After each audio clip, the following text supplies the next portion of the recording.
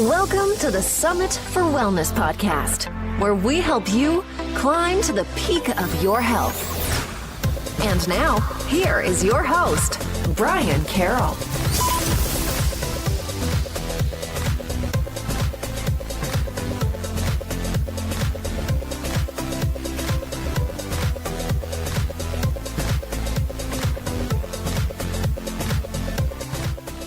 Hello and welcome to the Summit for Wellness podcast. I am your host, Brian Carroll, and one of the most common comments I receive from people is that healthy food is really expensive.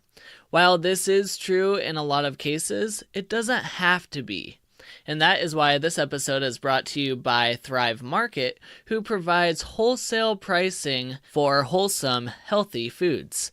Go over to summitforwellness.com/thrive and you can learn about the services that Thrive Market can provide you to be able to make healthy eating a lot more affordable and a lot easier. They deliver food right to your door, which makes shopping very convenient. So go to summitforwellness.com/thrive to learn more.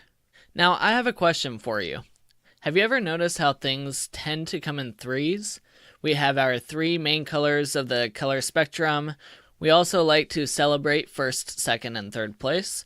Also, a lot of books are written about three of something, like the three musketeers, or the three blind mice, or the three little pigs. And it seems that everywhere that we look in the world, things happen in threes. Have you ever had a bad day where something happens and then someone tells you, oh, everything happens in threes, and then soon you realize there's two other things that go wrong in that day? It's a fascinating concept because our brains do really well at processing things in threes. And this is where this idea of triads comes into play. And my guest today, Jennifer Lee of Spooner Physical Therapy, is going to discuss how triads can play a factor or a role within a physical therapy practice and working with patients. So let's jump right into this episode with Jen and learn how she applies the triads to working with her patients to make sure that they are more successful with their rehab programs. Jennifer Lee is a physical therapist working with Spooner Physical Therapy. She develops individualized protocols for her patients to help them reach their goals. And she is also intensely passionate about the progression of physical therapy. And she is part of the Spooner Physical Therapy practice performance team as well. Thanks, Jen, for coming on to the show. Thanks for having me, man. I'm excited. So I would like to learn a little bit more about why you got into physical therapy and what makes you so passionate about seeing the progression of physical therapy? That's an awesome question. It's an easy answer. I absolutely love people. I love connecting with people. I love helping people. And I'm a big nerd about science. And so when you add in loving to help people, being a nerd about science and anatomy, it kind of directs you towards, for me, physical therapy. So that's my biggest passion.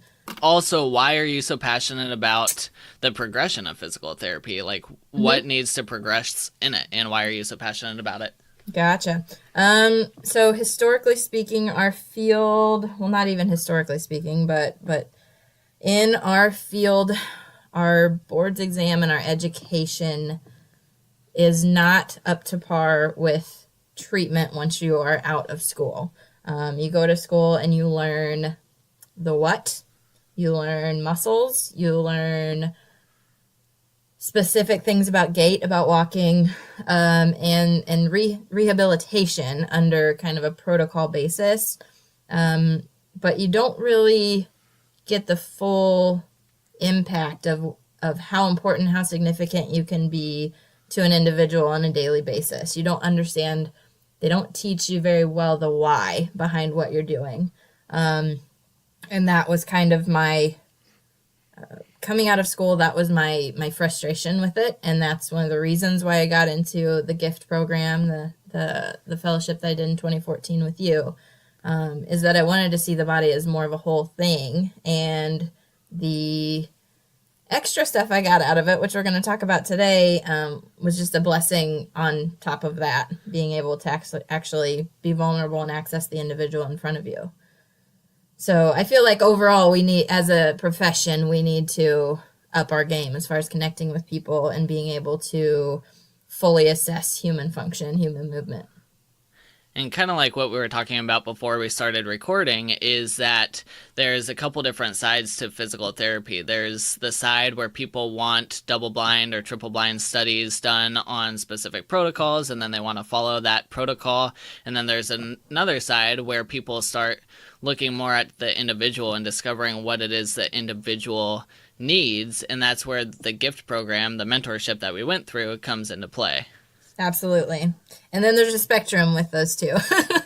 Yep. And ideally speaking, you have something where you can prove it, you can see it, you can smell it, you can measure it if you want to. But at the end of the day, you're listening to the person in front of you, what they see, what they feel, and connecting the dots between the two. Right. And one of the things that we learned is kind of this idea behind the triad, which is a mind, body, and spirit, which you have a lot of experience with. So can you talk about what those are? Absolutely. So the triad itself, I mean, there's a lot of different triads, and we're going to get into that a little bit, in a little bit, I believe. But the mind, body, the spirit, as I alluded to before, when I went to school, we learned about the body. When I came out and started practicing, it was frustrating to a certain extent because I would look in my books and I would try to help people and I would get them moving in a way that I thought was supposed to be the right way, and then they would still complain of pain or they couldn't do their specific functional goal that they were after. And I became almost burnt out in about year 3, and that's when I discovered applied functional science, and I thought, wow, this is where I wanted to go this whole time, and understanding and being able to connect with people and understand the full body. So I got into GIFT with the idea that I just wanted to know, what is the foot doing in all 3 planes of motion during the backswing of a golfer's swing, for example. But as I went through GIFT, you understand that an individual has a mind, has a body, has a spirit. You cannot take those 3 apart. You can't affect one without affecting the other 2. And a lot of times, because I personally believe that the spirit is the eternal part. The mind's not going to go on with us. The body's not going to go on with us. The spirit is the most powerful part. It's the eternal part, and it's the part that if you are vulnerable with yourself and with your clients, you can really tap into and make some unbelievable changes and connections with people. And then what would the mind component consist of? Well, if we're speaking just in a day-to-day, in the clinic, it's understanding how people view their pain, how they view stress, how they view even scheduling their appointments, how just their thought processes through the day dictate what they do, what they don't do. And that comes into play big time whenever you're dealing with somebody that has a physical pain or something that's functionally limiting. So being able to understand from a mind perspective, how do you get them in the present moment so that you can actually get them to be vulnerable with you and then start to access what I believe, the spiritual component, the more important, the more powerful of the 3. So if we're doing an example of this and someone comes in and they have pain in their foot, that would obviously be the body component, the pain that they're feeling, and what it's doing and limiting them to could be the mental part. What would be the spiritual piece of that? That's the part that you almost feel it. You don't hear somebody say, my spirit's broken. I'll never hear that from somebody. But if I'm really in the moment with them and I look at them and I say, how long has this been going on? I've had several patients that just look at you and they get teary-eyed. And you can just see that they're frustrated with it. It's changed what they can do on a daily basis. They can't do the things they love anymore. You almost kind of give up on the hope factor of life. Whenever you take away things that can make you otherwise healthy or happy, then you're going to affect hope as well. And so you can see that in people in moments in therapy. It's not something that I'm obviously my focus is going to be in the physical because I work in physical therapy, but I feel like I do a disservice to people if I don't at least try to tap into what they can give me from a spiritual perspective, because that's gonna if I can tap into it, that's gonna help me significantly in their treatment.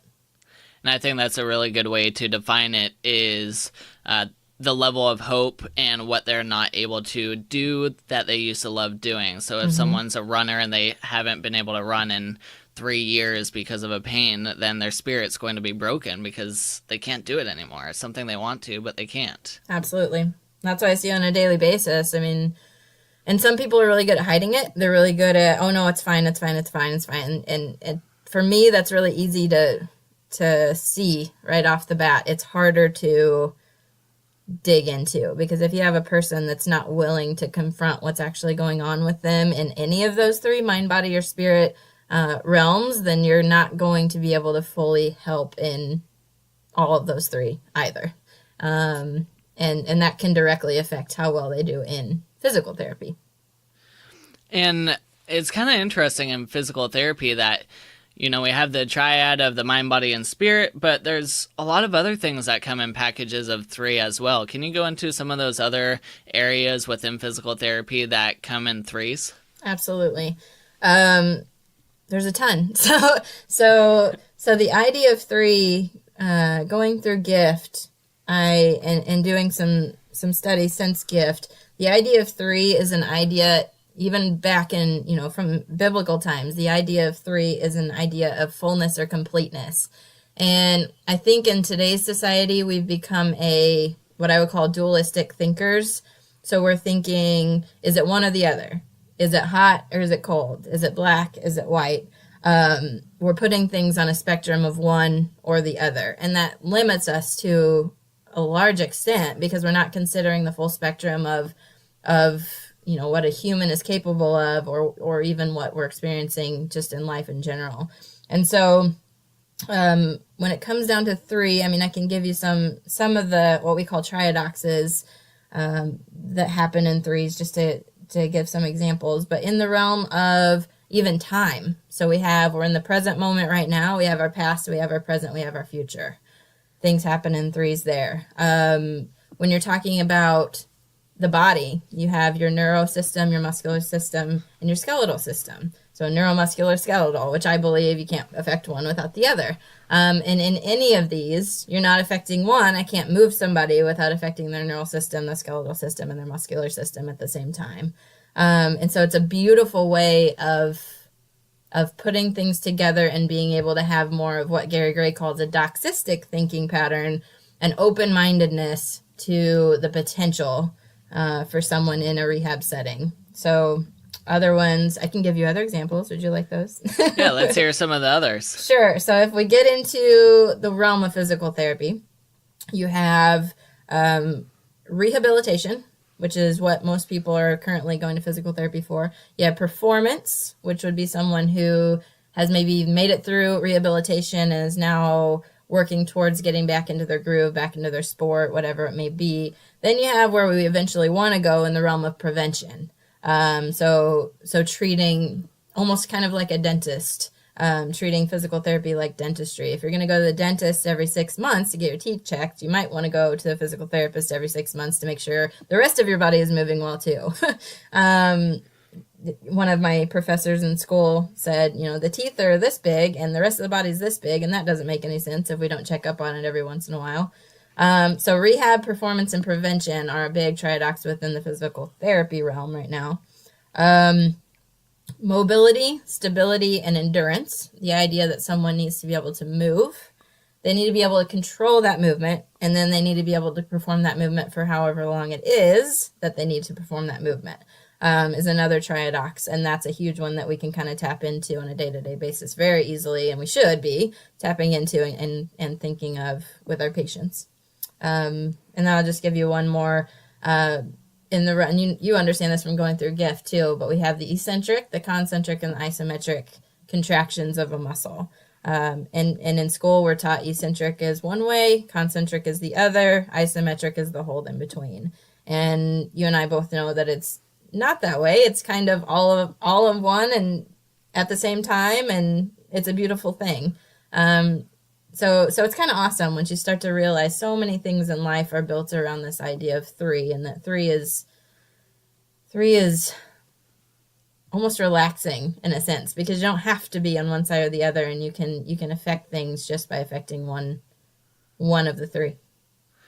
And then another big one that we see in just the movement world itself is the 3 planes of motion, which is the forward and back, the side to side, and the rotational plane, which is something we use every single day in the physical therapy and training world as well. You got it. Absolutely. So let's dive into the planes of motion a little bit, especially with your physical therapy background. A lot of the stuff that you learned in school was probably more sagittal plane based, maybe a little bit in the other planes, but primarily sagittal plane, wasn't it? Yeah. Absolutely.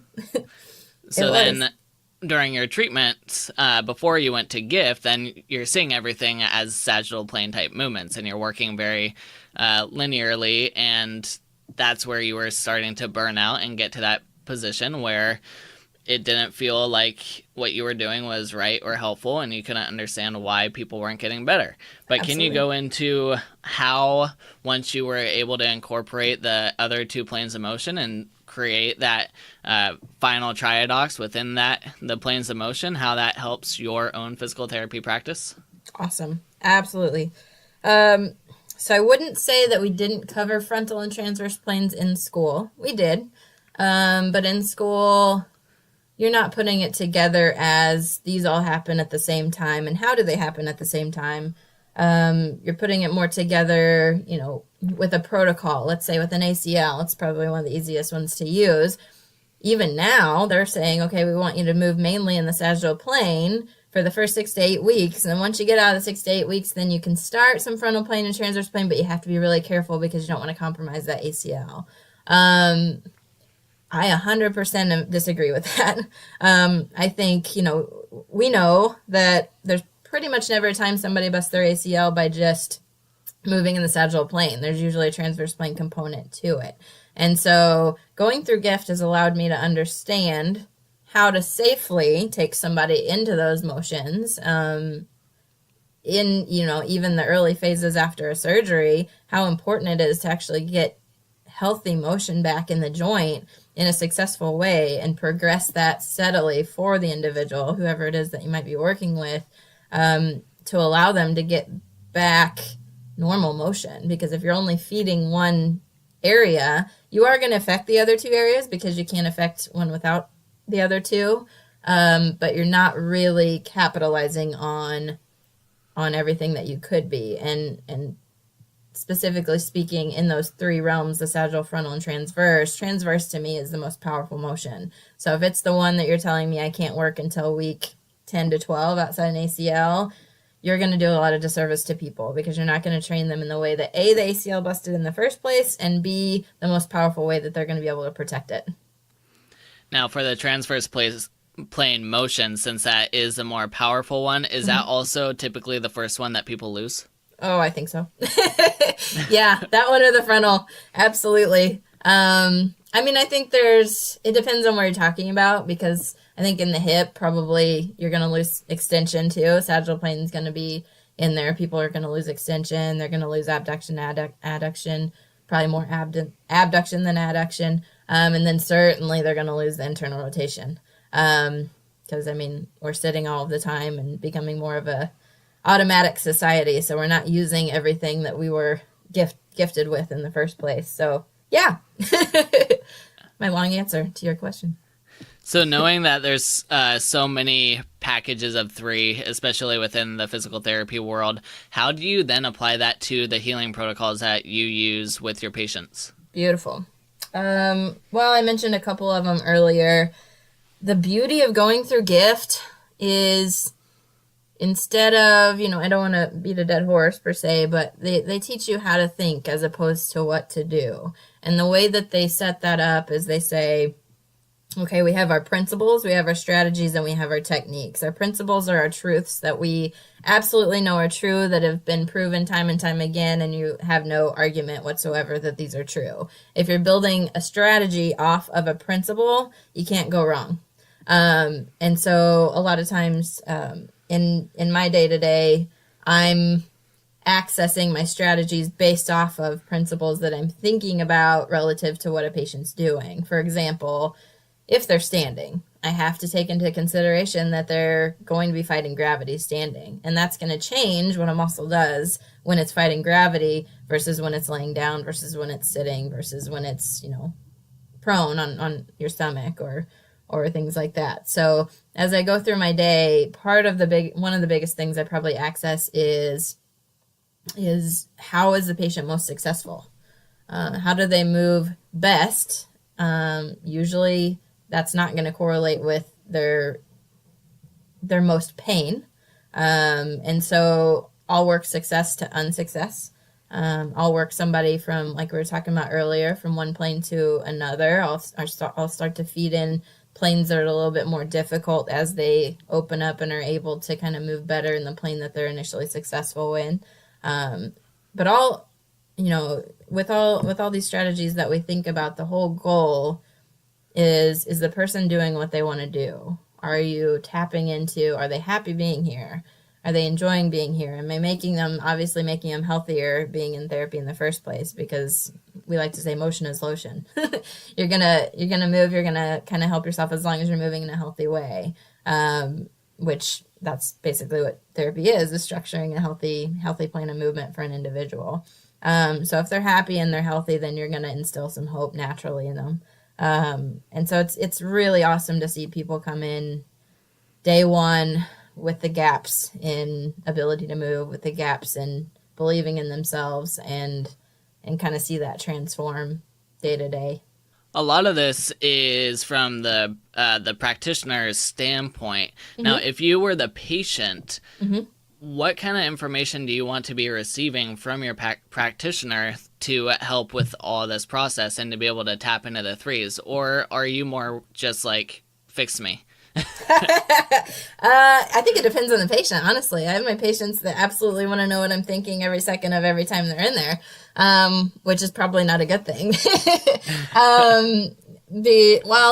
I think, for me, I have to answer from the practitioner standpoint, but I don't share everything I'm thinking all the time. And, even if it is positive, I'm not sharing it all the time. I'm trying to get some subconscious reactions from people.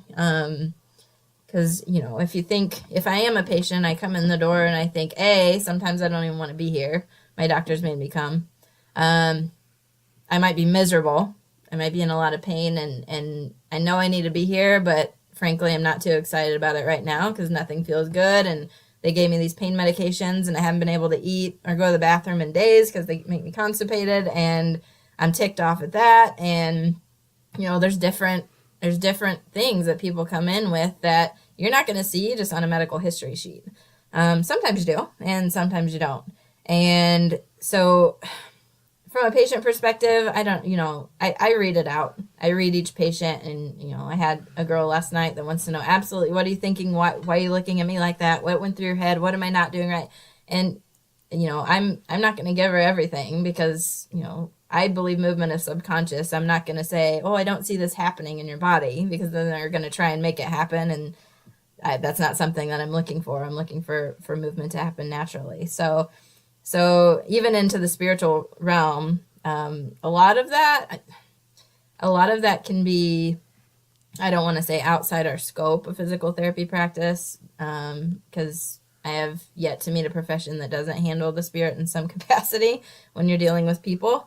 But it's not something that we focus on, and some people get probably, turned off by it or intimidated by it. But it's something that I feel like as a good practitioner, I have to be aware of all the time, because there are some patients that I'm not going to be able to get anywhere physical with them right away. And you have to be able to start somewhere. And sometimes breaking down barriers, either mental barriers or spiritual barriers, is a good place to start in some of my clientele. How would you say, I'm going to flip it on you. How do you see it in your practice? So I just wanted to make a quick statement about Yep. the spirit. Is a lot of times the spirit gets touched based on results. So if Sure. Someone is getting a lot better, then you'll see their spirit start to rise. But a lot of times when they come in, their spirit is down, like we talked about earlier, because they haven't been able to do the things that they love for a long time, or they're just constantly in pain, and life isn't fun when you're in pain. So I think, we're not directly touching into it, but it does get touched, especially if people are getting results. You got it. Now, for myself, the mind, body, spirit type component, I do look at the body first and foremost more than anything, because that's kind of what we're working in. But I talk a lot with people about the behind the scenes. I want to see where their mental attitude is, because like you mentioned, some people are being forced to come in to see you, and if that's the case, then a lot of times it's a lot harder to work with those people. Right. At least for me, but I'm sure a lot of people have the same situation. Yep. If people are sick and tired of being in pain or not feeling well or whatever the issue is, and they're ready to make a change, then that's something I want to find out about their mental capacity, because I want to know if they're ready to rock and roll. And if they're ready to fully dive into whatever protocols, treatments it is, and they're ready to focus on getting better, then you do see the spirit start to change, and the body starts to change, and the mind starts to change once they're getting better. And so the whole thing, for those type of people especially, you see some really unique changes. Yeah, but absolutely. It's very important to know where the person you're working with is coming from and where they're at, and be able to, like you said, gauge how much you do touch into those different areas with them, because some people are just like, they're weirded out about certain things, and so you don't want to go into that realm. Yep. So yeah, and I love talking about the spiritual component. I do believe it is the most powerful component. However, I'm a physical therapist for a reason, so I don't want it to seem like I'm not thinking about or addressing the physical impairments.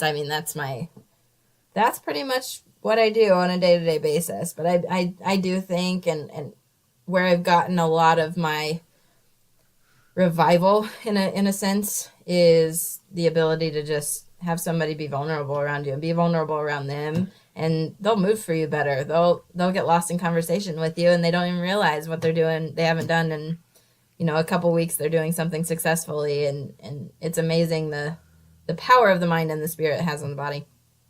And sometimes that vulnerability comes from making them feel comfortable, making them laugh, making them not think about what it is they're going through with you and the protocol you're working on, and get them kind of out of their body and just interacting. And then all of a sudden you learn about what's going on at home and all the stress in their life, and they haven't slept in 5 days. And you're like, well, now we know why things aren't going the way that we would hope. So let's see if maybe you can try this, and give you some homework, and you're able to break things down that way once they do open up. Absolutely. And, I think some people think, therapy is just to make me exercise and quote unquote torture me with it, which I work with some therapists that absolutely hate that word. I'm one of them, but I use it kind of as a joke, because it's, it shouldn't be like that. There's sometimes we have to push people, but on the whole, I want somebody to walk out, maybe feeling a little bit worked, maybe feeling sore. And your people that are in a lot of physical pain, I'd love to be a miracle worker, but they probably are going to walk out in some physical pain. But at the end of the day, it's, did I make anything better? Are they happier than when they came in? Are they moving a little bit better? Do they feel better about their capabilities to handle sleep, like you're talking about? Or I can give them, guidance for sleep patterns and stress levels and things like that, even during the treatment. So that, once you're getting relaxation of the mind, once you're getting things to calm down there, then you're going to be able to get relaxation of the other two a little bit more easily. So one of the things I'm really curious, because it seems like every practitioner has a different approach, slightly different. If someone comes in with a lot of pain, do you move them into the pain at all, or do you get them close to the pain threshold and then back off a little bit, or do you come in from a completely different angle, or how do you approach it? I'm going to answer it depends. I think I do a little bit of any of them. It depends on the person in front of me. Let's take somebody that, is in pain. They've had fibromyalgia for 15 years and they've been in chronic pain. I first off have to be a realist. They're going to have pain and they're probably going to have pain as I move them. And my mind goes to, okay, what do you do on a daily basis? What do you not do? What did you used to do that you miss doing? What does your functional spectrum look like? And first day for me is a lot of education, because I firmly believe I can look at as many tests as I want to on the first day. And if I don't convince you, or I don't get you to connect with me in a way that makes you want to come back, then I'm doing all this work the first day for no reason. So my goal from day one is just connect with them and make them feel bought into the process and valued in the space. And so if it's somebody that has a lot of pain, if that's something that they're perseverating on, if it's something that they're thinking about all the time, we'll definitely talk about pain science. And I get into, pain becomes a reflex. It becomes something that your brain is just used to producing. And we may move you, and you're going to have pain if we move you, you're going to have pain if we don't move you. We're definitely going to move you. But I want our focus to be on, if we improve your function, if we get your body to start to loosen up in ways that hasn't moved because you bound it up because you're scared of this pain, if we can start to unlock some things, then your body starts to almost kind of calm down. Your neurological system starts to realize, oh my gosh, I don't have to be on this high alert as much all the time. And a lot of times pain levels start to come down. Some people, they don't. But that's the importance of the conversation of, my job is your function. First and foremost, I want to make sure that you're moving as well as you can, because I'm not in your brain. I can't change pain sometimes. Sometimes I can. You have your patients with mechanical pain that this hurts and this doesn't, then I'm definitely going to work them into the doesn't first, and then try to work back into the motions that were unsuccessful. But it kind of depends on the person. And some people I won't talk about it at all, because I'm a huge believer in the psychology of what they're hearing from me. They come in and, once they're brought into the process, I'm the quote unquote doctor of physical therapy in front of them. Not even quote unquote. I'm the doctor of physical therapy in front of them, who they trust with their care. And I want to use my words. I want to use my body language in a way that gets them to think and act a certain way as well. Which sounds kind of voodoo, but it's but it's pretty cool whenever, if I don't focus on your pain, I just ask you, you're looking good today. Like, how are things going? What'd you do before you got in here? And you just get into this conversation of function and happiness, or lack thereof.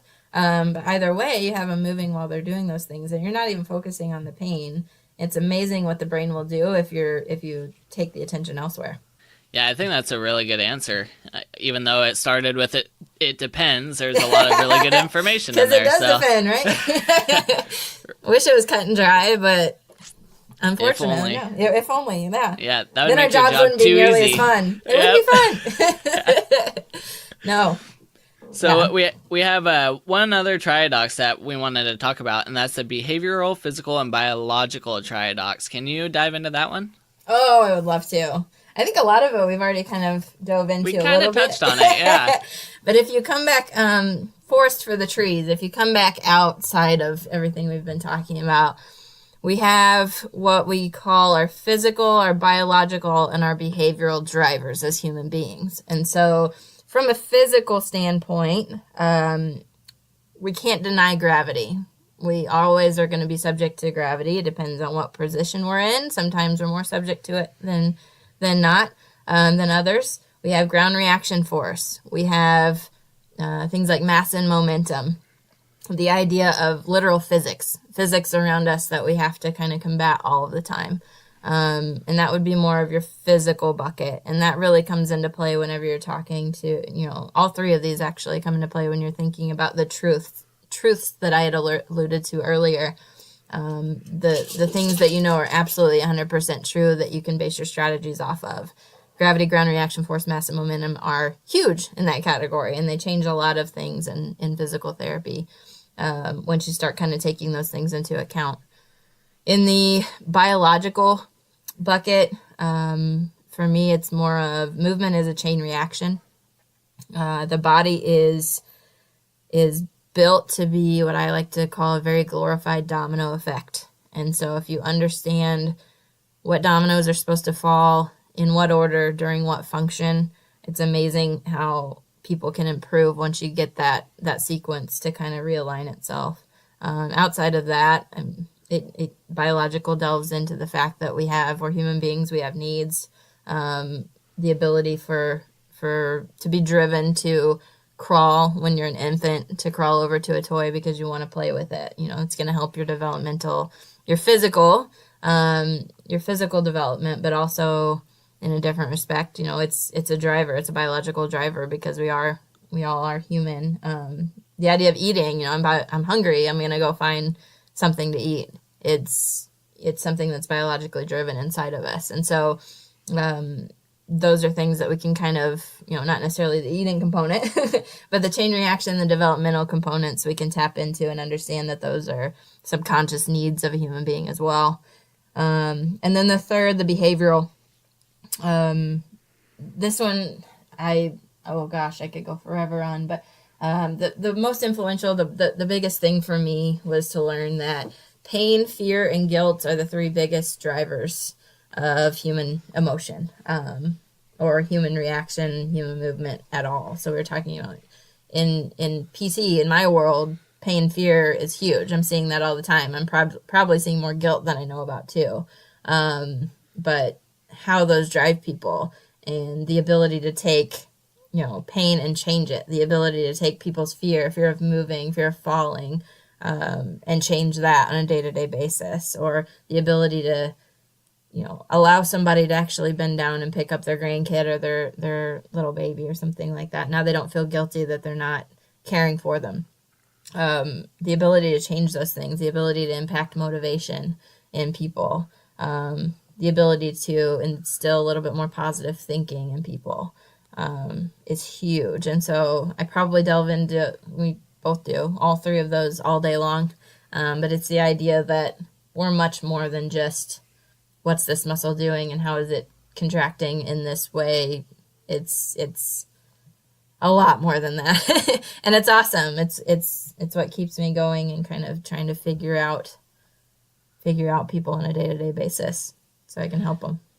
Yeah, and that's a very large triadox with a lot of different branches that can come directly out of that too. So each one of those buckets has more buckets underneath it that we could categorize. But like you said, it's so large it could take a long time to cover it all. Yeah. But that's the beauty of it, because then you see this realm of possibilities for people, as opposed to they had the surgery, don't do this, don't do this, don't do this, don't do that. Oh, you can't do that yet. It's like, no, I don't want to think that way. I want to think, what's their potential? What could they do? And, maybe they can't do 100% now, but what can they do now? And how do we, Gary talks about gaposis. How do we close the gap between what they can't do right now and what they want to be able to do? And I think if you're really critically thinking, then you're going to have to delve into all three of those. What's their potential? I love that statement right there. Is there anything else that you would want to talk about real quick with the triads and all the different triadoxes? I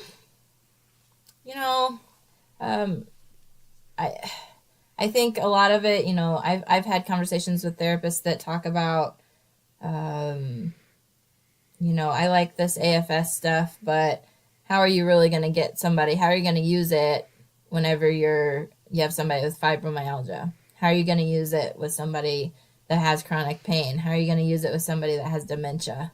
And that's real.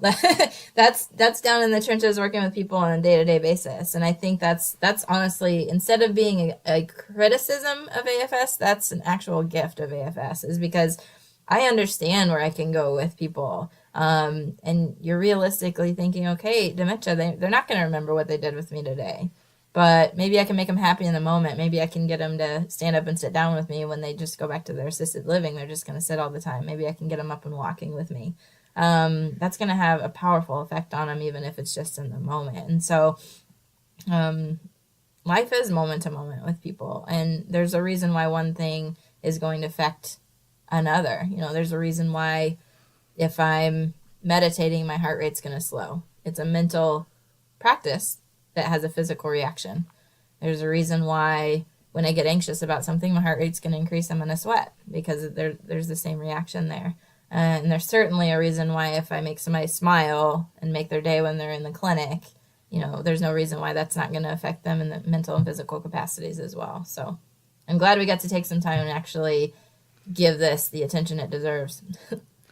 Yes, and I hope more people can understand that it's a really powerful thing to be working in all these different triadoxes and buckets that are available too, especially for all the people going through these different healing phases. Yeah, absolutely. So you belong with Spooner PT, which there's 19 clinics in. Are they all Arizona? All in Arizona. Yeah, we're all in Arizona. Phoenix and around the valley here. Yeah. So you can learn more about Spooner PT at spoonerpt.com. What social media platforms are you on? We're on Instagram at Spooner PT. And then, like you said, spoonerpt.com, and also Spooner Physical Therapy on Facebook. And if people wanted to learn more about you specifically, do you have any way for people to learn about you? I do. My email is j.lee, Lee, at spoonerpt.com. My Instagram is JenPT82, JenP as in Paul, T as in Tom, 82. I'm, any questions or anything, feel free to email me. I'm always open to debate and to answering questions and probably asking some myself. So I love it. You're open to debate. You're ready Absolutely. to fight. You're Absolutely. ready to battle. Doesn't mean I'm always right. I just like people to think. All right, Jen. Well, I appreciate you coming on to talk about the triad. I think, like you mentioned, getting this information out is going to be really helpful to a lot of people, especially people that are just focused on the physical part or the body part, and they don't understand that there's other components to it as well. So thanks so much for coming on. Oh, awesome. Thank you so much for having me. I love this. This is great. There you have it, folks. The power of 3 keeps on continuing, even in your own physical therapy protocols. So just keep that in mind as you are looking for a physical therapist at any point, that you want to find someone that is willing to look past just the physical in your rehab protocol and is helping you on all of these different levels. Now, if you haven't joined us in our discussions, then come on over to our free Facebook group at summitforwellness.com/tribe and join us in all of the discussions that we are having within that group. Also, we have recently launched our Keto Restore program, so if you are at all interested in the keto diet, then take a look at our keto program that will help safely guide you into ketosis, because what we have found in a lot of the different keto programs out there, or people that are just diving straight into the keto diet, is that no one is really preparing their body beforehand. So it's very important to teach the body how to burn fat and how to actually digest fat before you throw a bunch of fat at it and stress a body out, because it's a completely different dietary change than what most of us are used to.